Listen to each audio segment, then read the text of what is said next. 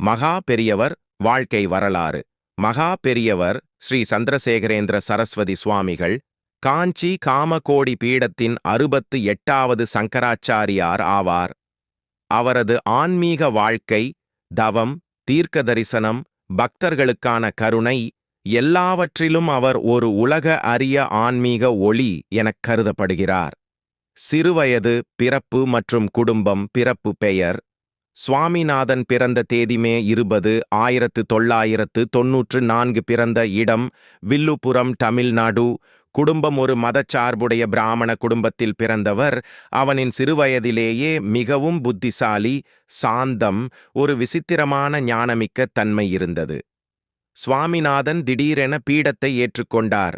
1907 முதல் 1994 வரை 87 ஆண்டுகள் பீடாதிபதியாக இருந்தார். இது மிகவும் அபூர்வமான புண்ணியம்.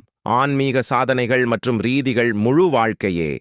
தவம், உடல் சுகமோ ஆடம்பரமோ ஏதும் இல்லாமல் எளிமையாக வாழ்ந்தவர். அநேக நூல்களை படித்து வேதம், உபநிடதங்கள், தர்ம சாஸ்திரங்கள் அனைத்தையும் நன்கு கற்றவர். பரம சாந்தமான குரு. அவர் பேசும்போது கூட அவரது வார்த்தைகள் மௌனமாக உணரத்தக்கவை. தீர்க்கதரிசிகள் மற்றும் அதிசயங்கள். பலரும் கூறும் அதிசயங்கள் கண்ணோட்டம் மட்டுமே ஒரு நோயாளிக்கு குணமளித்தது. பெயரறியாத நபரின் பிரச்சனையை அவர் முன்கூட்டியே கண்டறிந்து தீர்வு சொன்னது. தேவையான இடத்தில், தேவையான நேரத்தில், தேவையான ஒரு வார்த்தை மட்டும் சொல்வது.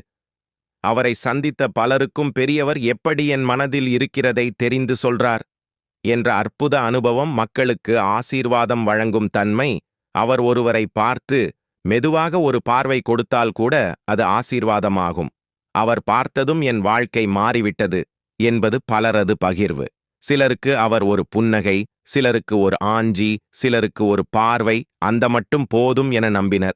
பெரியவரை பற்றிய உண்மை அனுபவங்கள். சிறு தொகுப்பு. மணியார் பிள்ளையின் மரணம் தடைப்பட்டது. மணியார்பேட்டை பக்தர் ஒருவர் கடுமையாக நோய்வாய்ப்பட்ட போது பெரியவரிடம் அருள் கேட்டார். பெரியவர் மட்டும் ஒரு கை செய்கை காட்டினார். அவர் வாழ்க்கை மீண்டது. மழையை கட்டுப்படுத்திய பெரியவர். ஒரு விழாவில் கடும் மழை வந்தது. பெரியவர் விழா முடியும் வரை மழை வரக்கூடாது என்று ஆசைப்பட்டு ஒரு பார்வை பார்த்தார். மழை நின்றது. பெரியவரின் மொழிகள், அவரது பொன்மொழிகள். நம் வாழ்க்கை இறைவனிடம் சமர்ப்பிக்கப்பட்ட ஒன்று. ஆன்மீகம் என்பது அசல் வாழ்க்கை. தாய் வழிபாடு, வீடு வழிபாடு முதன்மை. இறுதி காலம் அவரது பரமபதம்.